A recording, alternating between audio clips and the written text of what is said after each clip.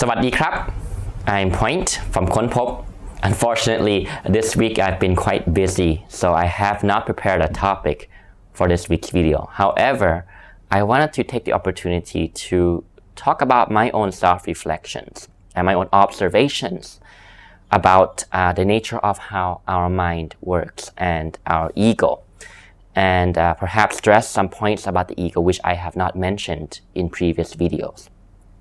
So obviously I talk about the ego and I talk about the mind a lot in my videos. And again, in a nutshell, the ego is pretty much the mind-made sense of self. Now I borrow that small phrase from Eckhart Tolle, who is a spiritual teacher who I follow and I very much admire his teachings.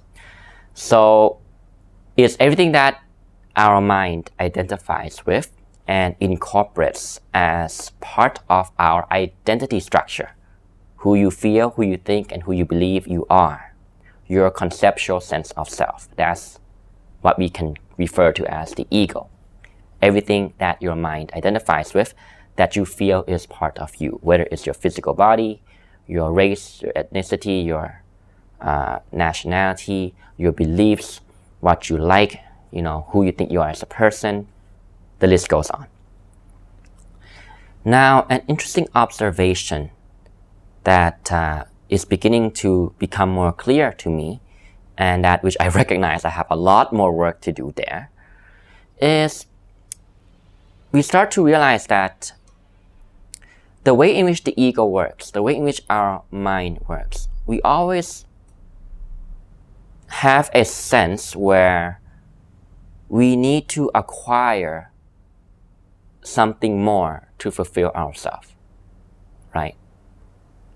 We want to feel wholesome. We want to feel complete. And we're easily led by the mind to believe that in order to be complete, in order to be fulfilled, in order to be valuable, whole, right, validated, you need to have that success, financial success, career success, material success. You need to buy that house, that car. In other words, we feel driven that to believe that if we get the woman or that man of our dreams, that perfect relationship, then we can feel whole and complete. If we get that milestone and we get the promotion at our job and climb the career path, then we can finally feel complete and whole. If we get that house, that dream house, a dream car of ours, or dream vacation, or the financial achievements of our dreams, then we will finally feel complete and that we've won life and we can feel whole and complete. And this is not to say that these things are not good or to deny them. No, that's not the point. The point is to recognize that the mind is in this, so to say, the illusion that we think that getting that success, getting that validation from others will complete us. And when you do achieve that, you will feel happy and joyful and elated and complete for a short while. But then you begin to ask yourself, what is the next achievement that you need? You see, the ego always wants to expand. In other words, if we really self-reflect, we'll recognize that a lot of our behaviors unconsciously come from a place of feeling scarce, feeling a sense of lack. That's why we are led to believe that we need to get that milestone, that house, that car, that wife, that husband, perfect family, perfect career to be complete. So you can probably begin to see where I'm going here. Now, in psychology, I believe the term that they use to describe this is hedonic adaptation. Forgive me if I use the wrong word, but if I recall correctly, it's hedonic adaptation. In other words, we become used to the new acquisitions that we have, and then we start to not be so happy about it anymore.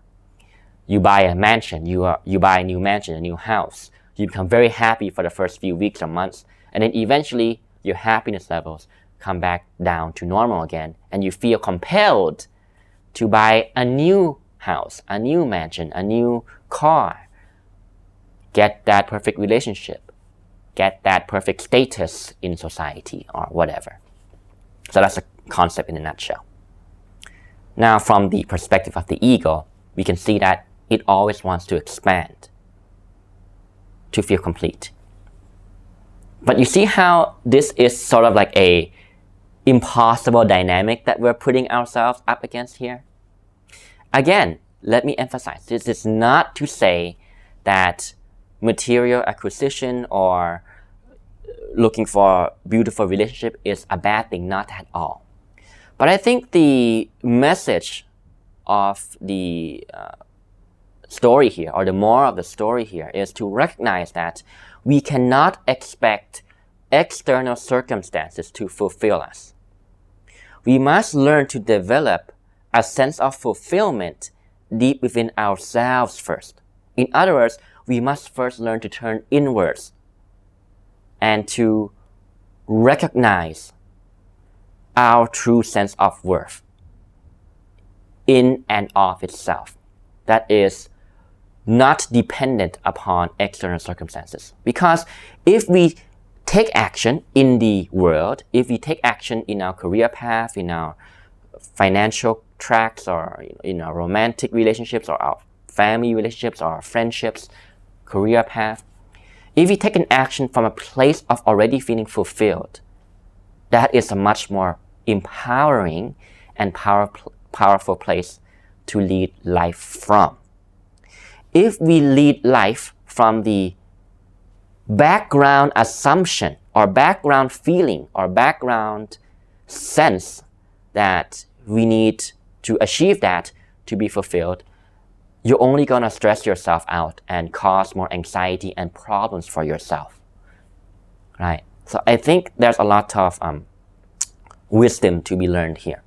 And again, as I said, I'm beginning to recognize this more and more. And I tell you, it is indeed very difficult to turn inwards and to get in touch with a deeper dimension of yourself that is free, relatively free from this monkey mind of ours that I describe a lot in my videos. Because a lot of our problems, if we really consider it, well over 90% of our problems are projections made by the mind.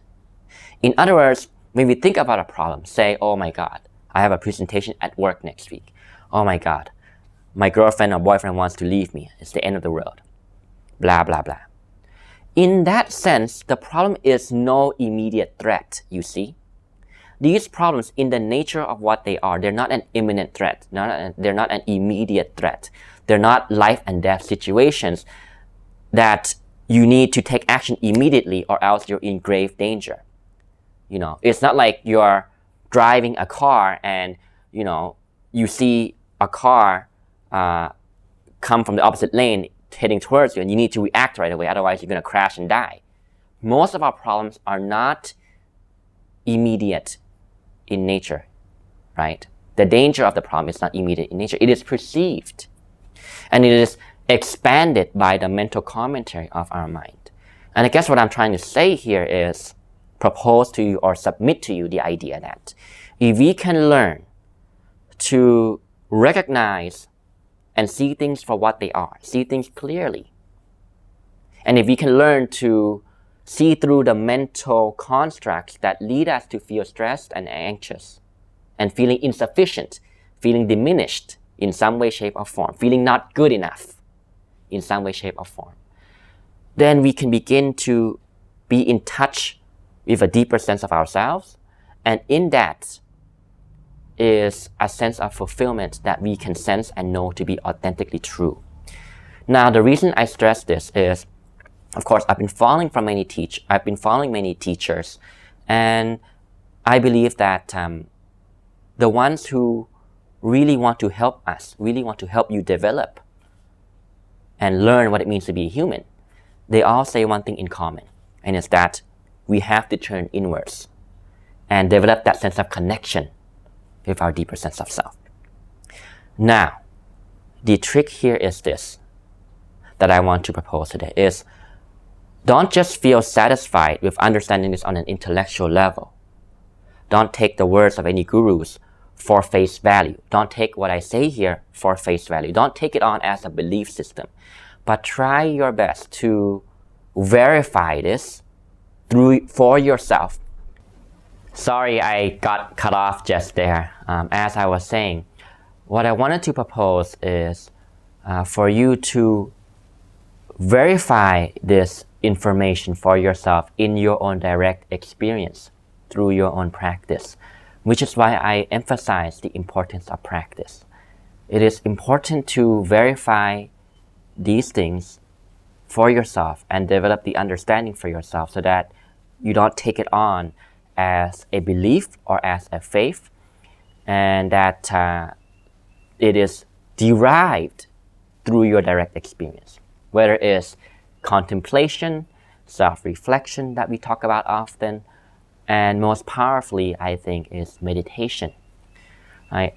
The reason why I talk about this in today's video is because in my own practice, what I have learned through meditation is that our mind, as I talk about often, is always wobbling. It's not balanced, you see. And when it wobbles, it creates a sense of problem all the time. It creates more problems than solutions. And the solutions that it comes up with are not really authentic or real solutions. It only generates more problems. So when you practice meditation, or at least what I have learned through my own practice, is once you learn to train your mind to see things clearly, your mind will begin to recognize that this wobbling, this attachment or cleanness or likes and dislikes, reacting based on likes and dislikes, reacting based on judgments of what you want, what you like, what you dislike, it produces more problems. And eventually the mind learns to let go temporarily, even if it's just for a few seconds. And in that brief moment, the feelings of stress or anxiety, you can say that they disappear for a short while. And it is replaced by a feeling of contentment. And you recognize, therefore, that these problems are produced within you, within your mind and mental projections, within your mental conditioning, as again Eckhart Tolle would say, the mental conditioning. And once you begin to see that, an interesting thing happens because you have a point of reference, and you begin to see that when the mind wobbles, judges, likes and dislikes, wants, clings, and compares itself to other people to feel diminished, to feel smaller, it learns that that is a place that is tied to fear. In other words, it is a form of fear manifesting itself in the feeling of lack, a sense of lack. And when you do this work that I'm sharing with you today in my own self-reflection, you recognize that in that moment of peacefulness, there is no problem per se. So that becomes an anchor point for you to always remind yourself that if you can develop that connection with the present moment, right? Again, it goes back to the present moment that we talked about. If you can develop that connection with the present moment, we can begin to develop a connection to a deeper sense of who we are, which is already fulfilled in itself. It's not coming from a feeling of scarcity and lack and a need for validation, a need for acknowledgement from other people, you see? And when we have that connection in the background of our daily life, we can then take action from a much more empowered way. And our action in the world, the way in which we relate to other people and the way in which we relate to the world will be very powerful because we are emanating compassion and we are emanating fulfillment from ourselves first. And people can pick up on that. They might not understand it, but they can feel it intuitively. And that's what I want to share in today's reflection. Again, it does require work. And certainly, as I said in the beginning of the video, it is certainly indeed hard. For me, I find that sometimes it's hard to go back there to access that state of mind, per se, state of consciousness, whatever you want to call it. But it reminds me of the importance to keep on doing the work. And I'm sure and I firmly believe that the more we go on this journey of self-development, the more we recognize that sense of fulfillment that's already deep within you. And that external things will not be regarded as a thing that we desperately need to fulfill us, but that it becomes recontextualized as a wonderful thing to have to add on, as the topping on the ice cream, right? The topping on the dessert.